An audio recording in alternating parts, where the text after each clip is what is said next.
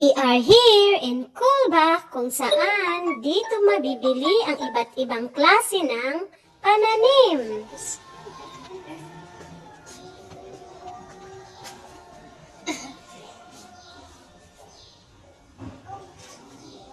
Bangbangsit. Malagip ko pa'y idubing kami. Ay ayamon mi lang daytoy nga mula. Ijay ayan mi.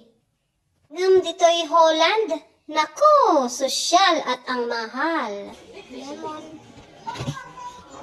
Lemon. Sayang wala akong nakitang tanim na kalamansi.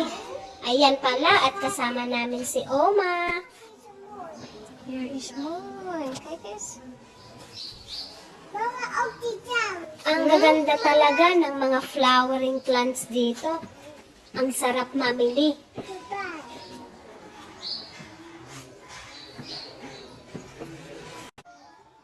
Oh, so pretty yellow.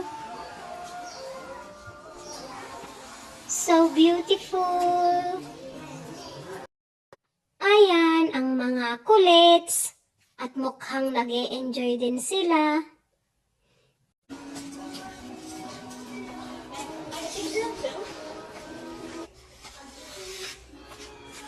Ciao.